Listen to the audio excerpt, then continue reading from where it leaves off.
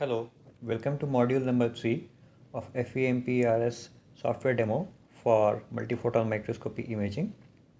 In this module, we'll be discussing about how to set up the detector system so that you can capture beautiful images that you're looking for. In order to set up the beam splitter, if you see in this area, there's a dichroic mirror which you can select. To change that, you can go to this drop down menu, and from here you can select any dichroic mirror of choice. Usually DM690 is good enough for most applications. Rarely somebody else will use these options. This can be accessed under configuration microscope and mirror turret, option number 2. In order to select the detector unit, which is this big box here, if you see, the upper box here is the gas unit. You can see the gas detector one here and another here, and same way in the lower box is the PMT, which is number 1 and number 2. To remember which one is number 1 and which one is number 2, I follow a simple method that if the light is coming from the objective going in here, whatever passes through is number 1 and whatever gets reflected is number 2. And same way, whatever passes through is number 3 and whatever is reflected is number 4. If we zoom into this area, what we see in the microscope, if we open up these thumb screws, these have got interlocks, so if you open the thumb screws, the microscope will not acquire any image. So make sure that before you acquire image, you cover these dichroic mirrors. So if you see here, what you observe is that there are two filter cubes which can be used for splitting the colors, as well as there's one more filter cube, which in this case is going to be a mirror, because that is how the system is set up, but you can change it to any other filter cube depending upon the need. So if you zoom into this area, what you observe is that this filter cube can be pulled in and out depending upon the need. For example, this one has got FGR written, meaning like it is good for green and red color. Same way if you are trying to do CY, meaning cyan and yellow, then you might have to pull this out and push in the other filter cube. These are held in position using these set screws here. So you will have to use a 3mm hex screwdriver to loosen this screw a little bit so that you can pull this out and push it in the new one and then to the endmost position, and then just tighten it enough so that it is not too tight or else it will slip. And in order to loosen this one, there is a set screw here. So one set screw is here for this mirror and another set screw is here for this mirror.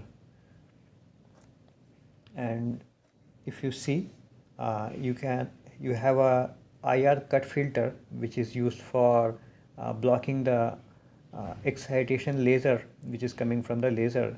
Whatever is reflected, it will come back, right? So you might like to use a band pass filter which can block the IR laser. There's a drop down menu here under RNDD filters and filters. I don't know why they are still having this option, because if you see the microscope, it's screwed here using screws, so you cannot change this here.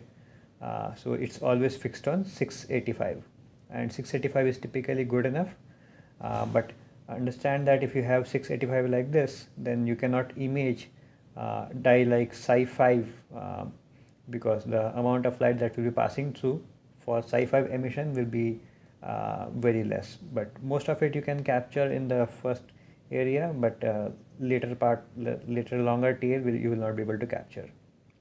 So you might have to put in on a different filter. If you want a different filter, please check with me or anybody in the facility who can help you. To install the beam splitter or change it, you have to see the option here. So this filter cube can be pushed in or out using this knob. So if you are planning to use only PMTs, this thing has to be pushed in, because right now it's SDM M. M stands for mirror. So whatever light is going to come in is going to get reflected up. If you don't want the light to be reflected up, if you want all the light to pass through and get till here, you will have to push this in out of the light path. And this filter cube can again be replaced with any other kind of a filter depending upon what kind of imaging application are you trying to do. For example, if you are using the this gas detector for shorter wavelength longer wavelength, shorter wavelength collection, then you might have to use this. But changing this here is not going to change this. You will have to do it manually. This is just for setting up the parameters in the microscope so that you can acquire the image. But if you actually want to change the filter, you will have to change it manually. And for changing this setting here into a different mirror, please check with me or anybody else who can help you. Here is the area where you can set up the dichroic mirror for PMT, and sometimes it becomes confusing what is the meaning of FGR, FCY or something like that. So and on top of that we have 4 different kinds of filters, so it's very difficult to remember which one corresponds to what. So what I do is basically go to this drop down menu here under R&DD filters and select the filter of choice, and as soon as you do that you will be able to see that what is the meaning of each of those. It's currently hidden under here. You can see it here or you can also see it here. So that means that 520 to 560 will be detected by detector number 1, and 460 to 500 will be detected by detector number 2, and this is going to be a band pass filter beyond 505, and that's why most of the long wavelength light is going to be seen here and the shorter one will be seen here.